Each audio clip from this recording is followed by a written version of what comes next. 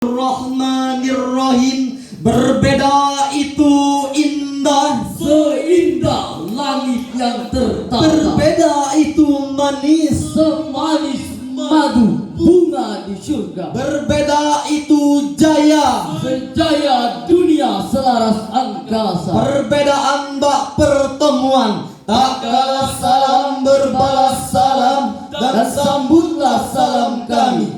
Assalamualaikum warahmatullahi wabarakatuh.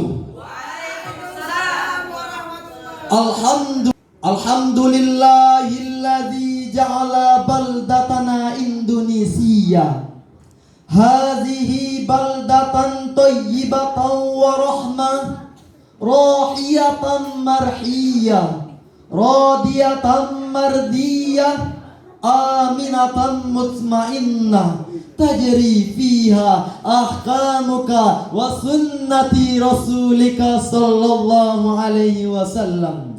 Dewan hakim yang arif nan bijaksana, bertintakan kejujuran, berbukukan keadilan, bermahkotakan kasih sayang, dan teman-teman pemuda harapan bangsa yang kami banggakan. Masyarakat Indonesia yang plural dengan ragam budaya, suku, etnis dan agama serta ideologi merupakan kekayaan tersendiri. Oleh karena itu, keragaman agama, etnis, ideologi ataupun budaya membutuhkan sikap arif dan kedewasaan berpikir dari berbagai lapisan masyarakat tanpa memandang agama, warna kulit, status sosial dan etnis. Tanpa ada sikap saling curiga dan berprasangka buruk terhadap kelompok lain. Kita sebagai bangsa sudah terlanjur majemuk, dan konsekuensinya adalah adanya penghormatan atas pluralitas masyarakat itu.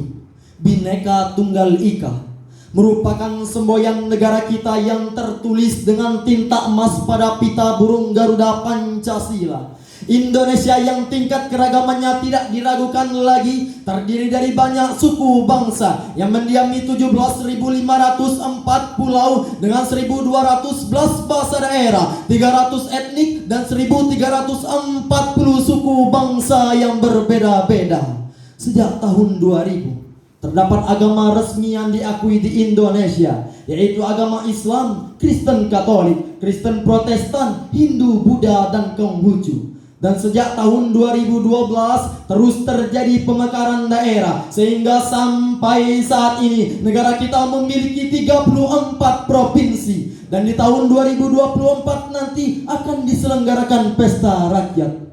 Berbagai partai politik bersaing merebut hati rakyat agar simpatik dengan berbagai cara dan teknik. Mungkin ada cara yang baik-baik, tapi ada yang juga menggunakan cara trik and trik. Bahkan tidak mustahil melakukan cara-cara picik dan licik. Tak peduli, yang penting rakyat tertarik, terutama dari kalangan muslim.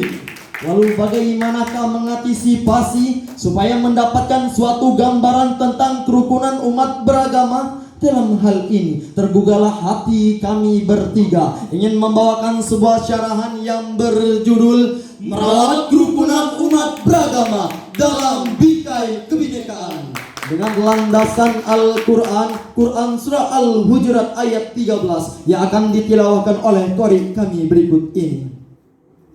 A'udzu billahi minasyaitonir rajim.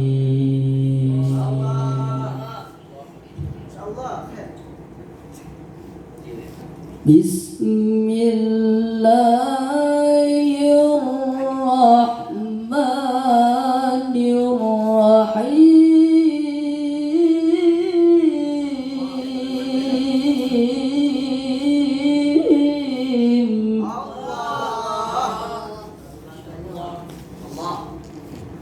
Ya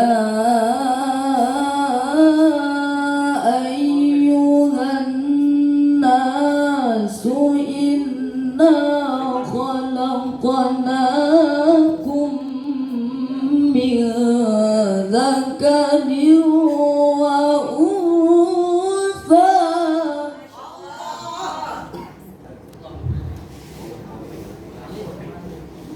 وجعلناكم شعوبا وقبائل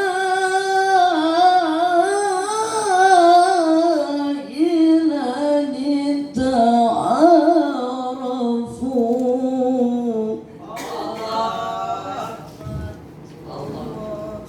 إن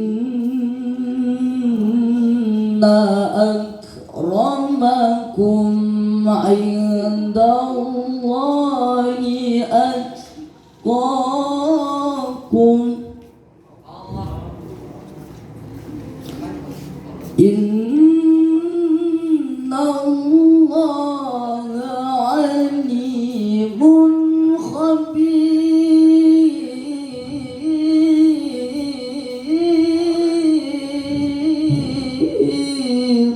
Hamba berlindung kepadamu ya Allah dari godaan dan ujian syaitan yang terkutuk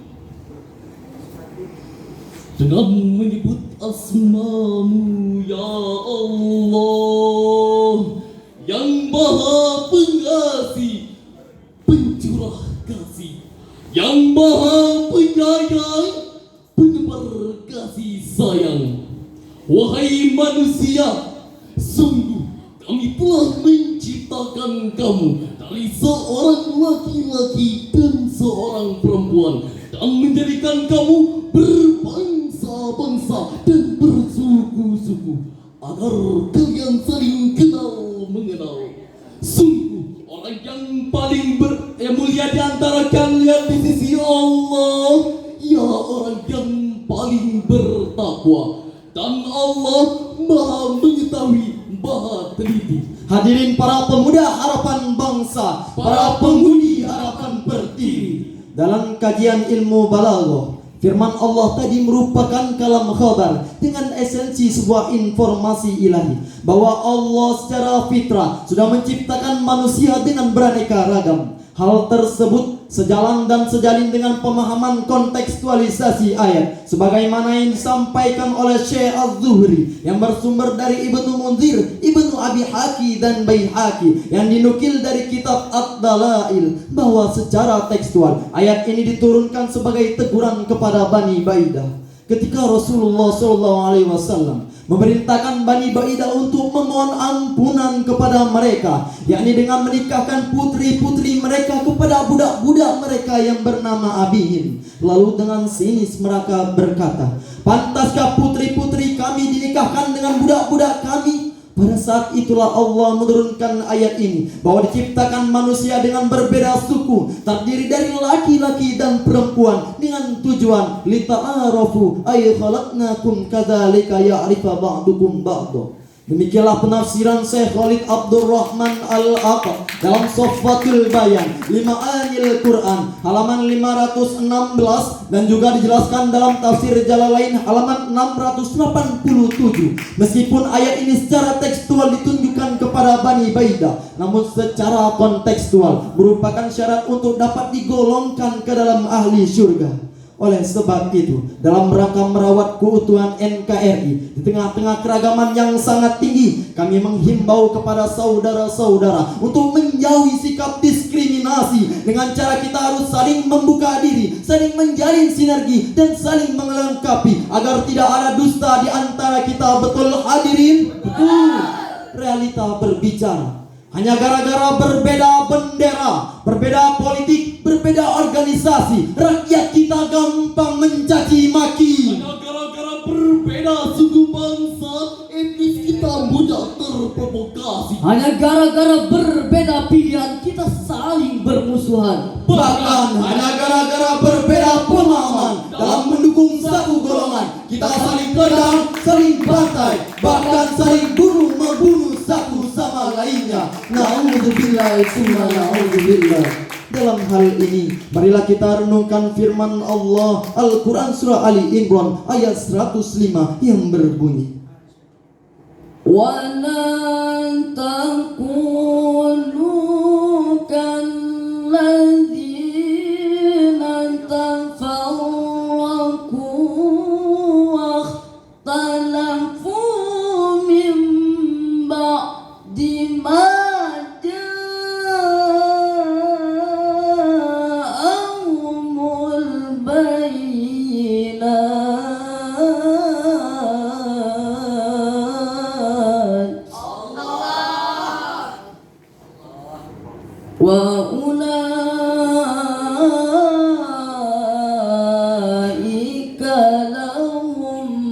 azabun azim.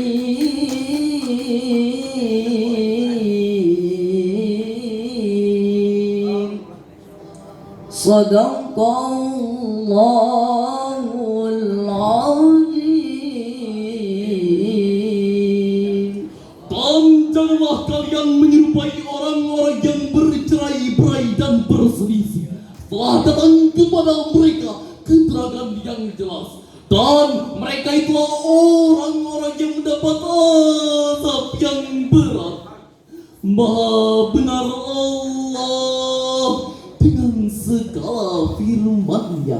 Hadirin, secara semantik ayat ini diawali dengan sigotul amar yang bermakna perintah. Sedangkan kaidah usul fikih menyatakan al-aslu fil amri lil wujub.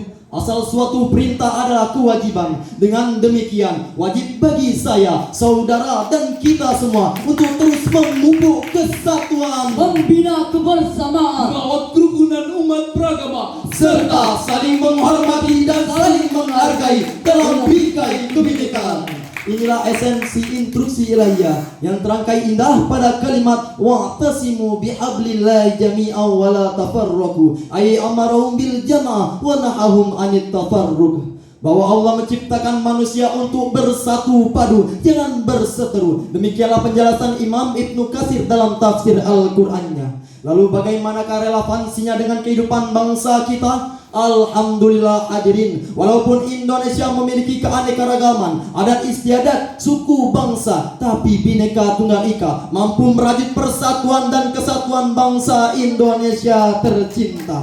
Sebelum kami simpulkan, izinkanlah kami ingin membawakan sepenggal syair karya Bung Haji Roma Irama sebagai renungan kita bersama. 273 juta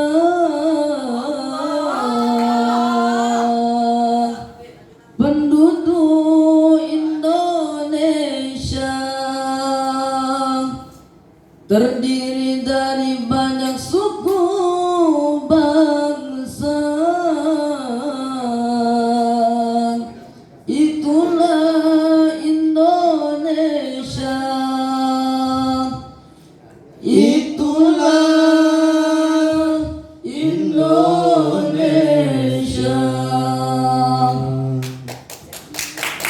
Janganlah saling menghina satu suku bangsa dengan lainnya,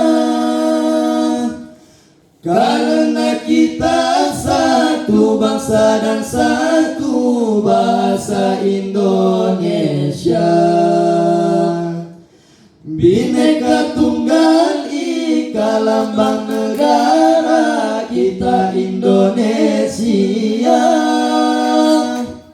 Walaupun bermacam-macam aliran, tetapi satu tujuan. 273 juta penduduk Indonesia,